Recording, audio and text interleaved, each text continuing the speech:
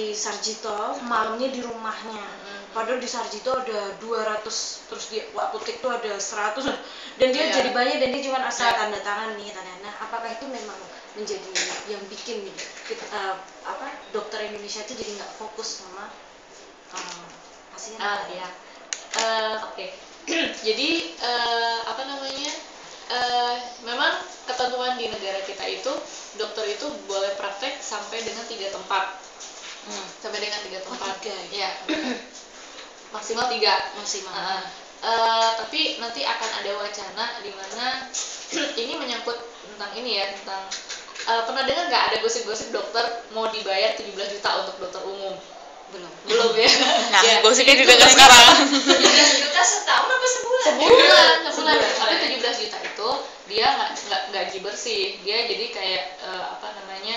Jadi misalnya kita dibatasin punya pasien 100 orang gitu sebulan.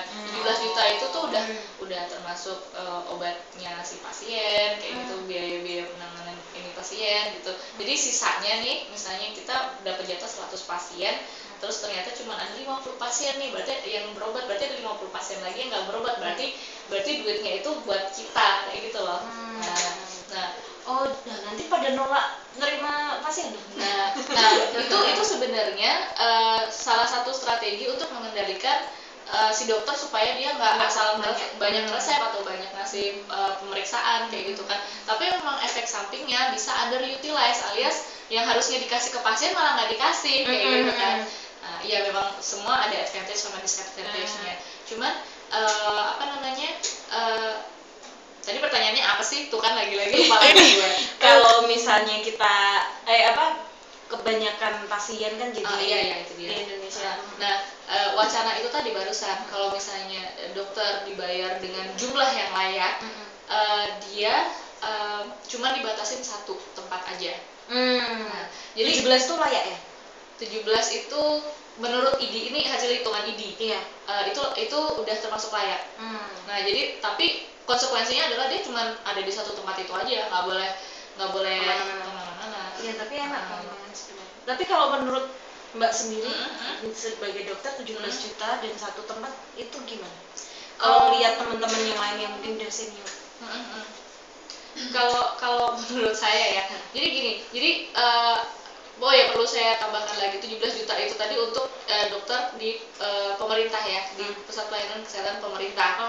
Jadi kalau yang swasta enggak. Tapi memang sampai saat ini memang belum ada gagasan atau belum ada wacana yang pasti nih, dokter nih kira-kira mau dibatasin berapa prakteknya, asal dengan catatan dia dapat income yang layak itu, kayak gitu.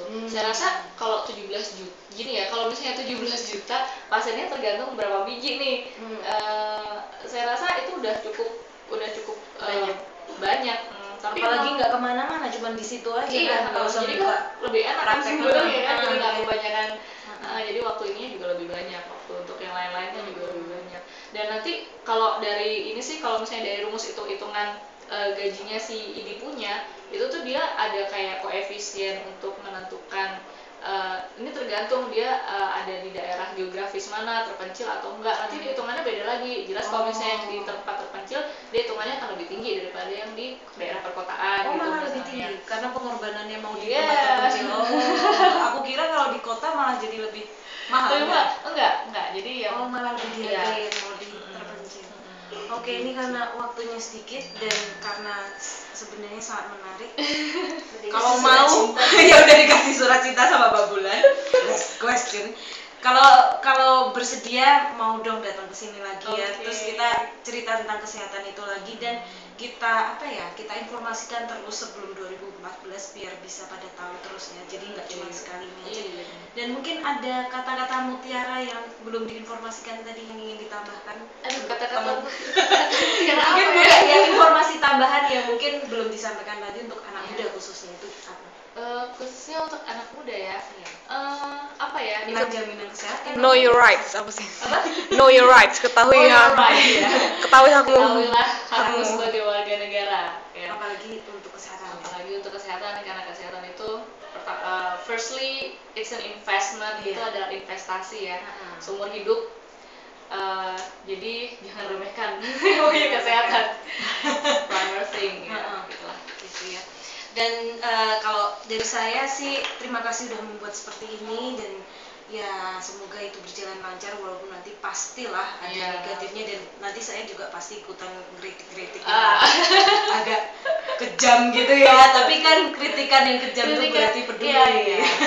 Mudah-mudahan itu kritikan yang membangun ya. Membangun ya, yang kejam-kejam itu biasanya isinya malah bagusnya. Jadi nanti ya tunggu aja aku kritik. Ya, kita tunggu di 2014. Tapi semoga dengan itu kita semakin bagus. Ya, semakin lebih baik tentunya. Jangan mengurungkan niat untuk 10 tahun lagi deh buat sempurna. Ya kita tunggu juga kejelekannya biar kita perbaiki bareng-bareng, dan anak muda jangan sampai nggak tahu kalau 2014 nanti kita punya jaminan kesehatan dengan iuran yang mungkin ya masih mungkin 22.000 per bulan kalau masih sebelum 21 tahun atau 25 tahun kita masih ikut orang tua.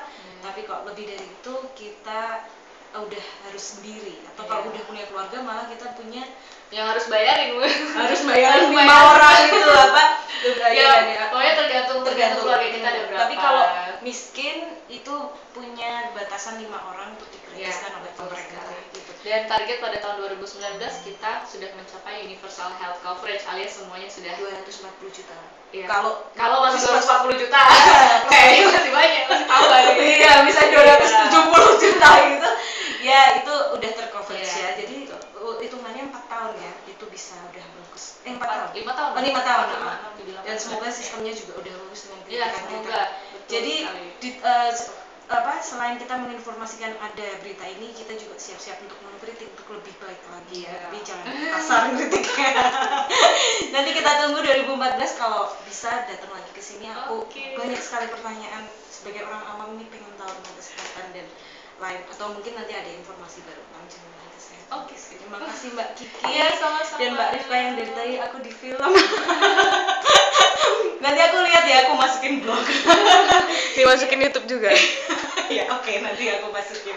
Gitu Mbak Bulan. Jadi besok 2014 harus tahun lagi kita harus punya tabungan nih 22.000 per bulan. Ya lumayan kok. Ya untuk kita mungkin 22.000 itu masih. Tapi seenggaknya kan dengan subsidi segala tadi kan bisa membantu yang lain ya. Iya. Jadi itu cuma buat ngopi sekali, nah itu bisa buat mengcover kesehatan membutuhkan. Jadi hitung walaupun kita ngapain sih bayar kayak gini, aku sukanya ke Singapura gitu misalnya kan.